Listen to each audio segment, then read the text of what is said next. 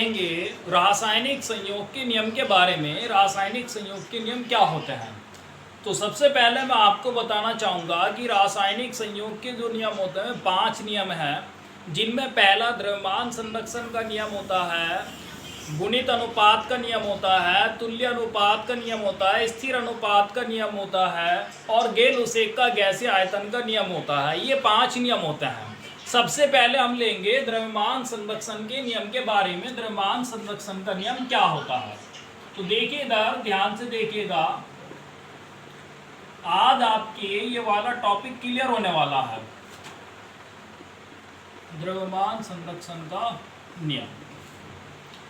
यह नियम लेवासिये ने दिया था और इस नियम के अनुसार द्रव्यमान को न तो नष्ट किया जा सकता और न ही उत्पन्न किया जा सकता है, अर्थात द्रव्यमान अविनाशी है। अब हम ये भी कह सकते हैं कि किसी रासायनिक अभिक्रिया में अभिकारकों का द्रव्यमान उत्पाद के द्रव्यमान के बराबर होता है। अर्थात क्या होगा? अभिकारकों का द्रव्यमान बराबर होगा उत्पादों के द्रव्यमान के। उत्पादों का द्रव्यमान। अब हम इसके लिए एक प्रयोगात्मक सत्यापन आपको बताते हैं। प्रयोगात्मक सत्यापन से आपकी ये बात क्लियर हो जाएगी द्रव्यमान संरक्षण के नियम की। प्रयोगात्मक सत्यापन में इसमें जो होता है वो लैंडोट का प्रयोग है। तो लैंडोट के प्रयोग से आपको बता दें किस तरह से इसका सत्यापन किया जाएगा।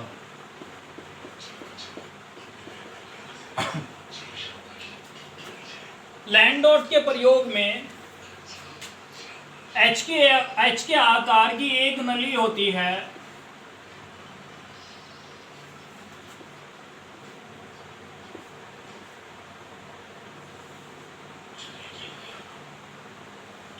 ये एच के आकार की एक नली हो गई। इसमें एक साइड तो हमने दो अभिकारक लिए, दो अभिकारकों की अलग अलग मात्रा ले ली। एक साइड तो ले लिया हमने सिल्वर नाइट्रेट AgNO3, इसकी मात्रा ली हमने 17 ग्राम, और एक साइड लिया हमने इसमें 5.85 ग्राम NaCl यानी सोडियम क्लोराइड ले लिया। 5.85 ग्राम कितना लिया है? सोडियम क्लोराइड NaCl लिया है और इसका टोटल का वेट कर लिया। देखिए नलिका के वेट से अलग ये जो टोटल वेट बैठता है अभिकारकों का 5.85 फिर प्लस में 17, तो कितना हो गया?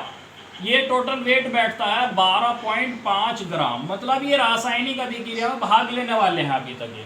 अब हमने इस नलिका को हिला डुलाया, हिलाने डुलाने पर इसमें क्या बन गया? एक सफेद अवक्षेप बनता है। क्या बनता है? सफेद अवक्षेप, अर्थात उत्पाद बनकर आ जाते हैं। और जो उत्पादों का इसमें द्रव्यमान होता है वो भी 22.85 ग्राम पाया गया जब इसे बाद में तोला गया, जब बाद में इसका वेट किया गया। मतलब इस तरह से हो गया कि NaCl ने रिएक्शन की AgNO3 के साथ में यानी सिल्वर नाइट्रेट के साथ में, और एक तो बना दिया AgCl सिल्वर क्लोराइड और दूसरा बना दिया सोडियम नाइट्रेट यानी NaNO3 बना दिया इसमें। अब इसकी मात्रा 5.85 ग्राम थी और इसकी मात्रा जो थी वो 17 ग्राम थी। अब ये देखा कि जो सफ़ेद अवक्षेप बन गया है उसका जो टोटल द्रव्यमान आया है, यानी जो उत्पाद बन गया है उसका टोटल द्रव्यमान 22.85 ग्राम पाया गया था, जो कि क्या था? अभिकारकों के कुल द्रव्यमान के बराबर है 22.85 ग्राम। तो इस तरह से ये जो लैंडोट का प्रयोग है वो किसे सत्यापित करता है? द्रव्यमान संरक्षण के नियम को सत्यापित करता है। अब हम इससे रिलेटेड एक बात और आपको बताना चाहेंगे कि द्रव्यमान संरक्षण का नियम नाभिकीय अभिक्रियाओं के लिए लागू नहीं होता है, क्योंकि नाभिकीय अभिक्रियाओं में द्रव्यमान की अक्षति होती है, मतलब उसमें द्रव्यमान नष्ट हो जाता है।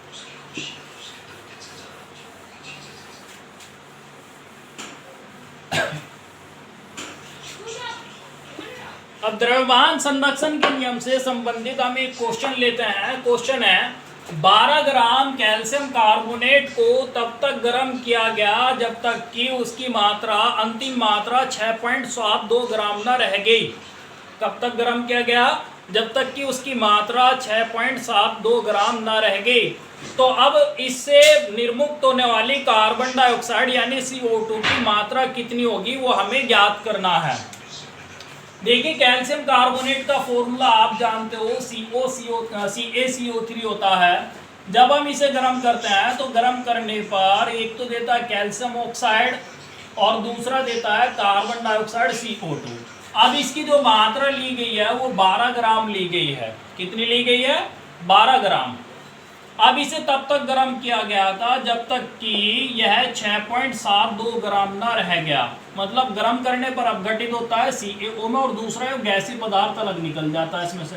तो 6.72 ग्राम जो रह गया वो क्या रह गया? वो कैल्शियम ऑक्साइड रह गया 6.72 ग्राम। तो अब हमें ये बताना है कि कार्बन डाइऑक्साइड की कितनी मात्रा निर्मुक्त हुई है। तो मान लेंगे हम वो X मात्रा यानी X ग्राम मात्रा वो निर्मुक्त हुई है। अभी मैंने द्रव्यमान संरक्षण का नियम बताया है जिसमें बताया गया है कि अभिकारकों का द्रव्यमान उत्पाद के द्रव्यमान के बराबर होता है।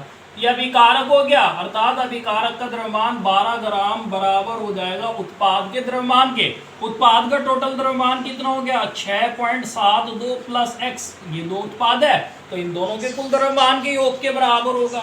अर्थात जो कार्बन डाइऑक्साइड x की मात्रा हो जाएगी वो होगी 12 माइनस 6.72 ग्राम। इधर आके माइनस हो गया, माइनस करेंगे तो ये आ जाएगा 5.28 ग्राम।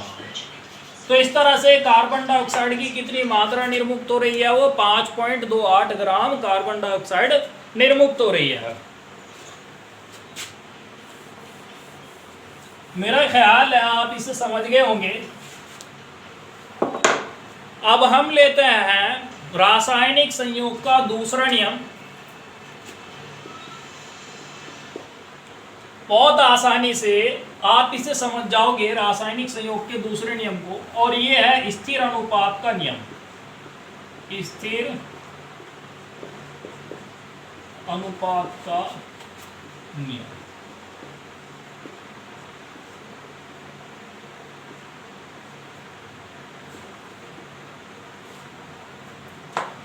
इस नियम के अनुसार कोई भी यौगिक चाहे किसी भी विधि से बनाया गया हो उसमें अवयवी तत्वों के भारों का अनुपात निश्चित होता है।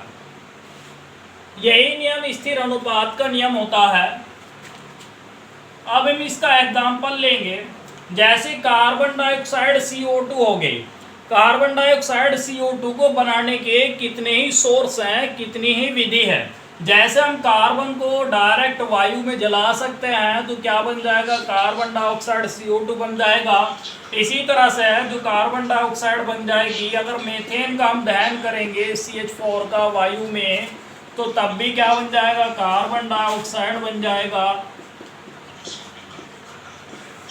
ये कार्बन डाइऑक्साइड बन गया।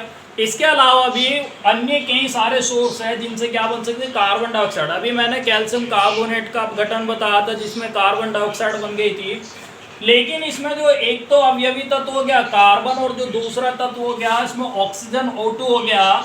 इनके भारों का अनुपात अगर देखें हम, कार्बन का जो भार होता है वो 12 अनुपात ऑक्सीजन के एक परमाणु का भार होता है 16, लेकिन दो परमाणु है तो 16 दूनी कितने हो जाएंगे? 32। तो CO2 में कार्बन व ऑक्सीजन के भारों का अनुपात 12:32 अर्थात 4 या 12 4 32 परमानेंट यही रहेगा। यानी ये अनुपात कभी भी नहीं बदलेगा। यही स्थिर अनुपात का नियम है, यही निश्चित अनुपात का नियम है।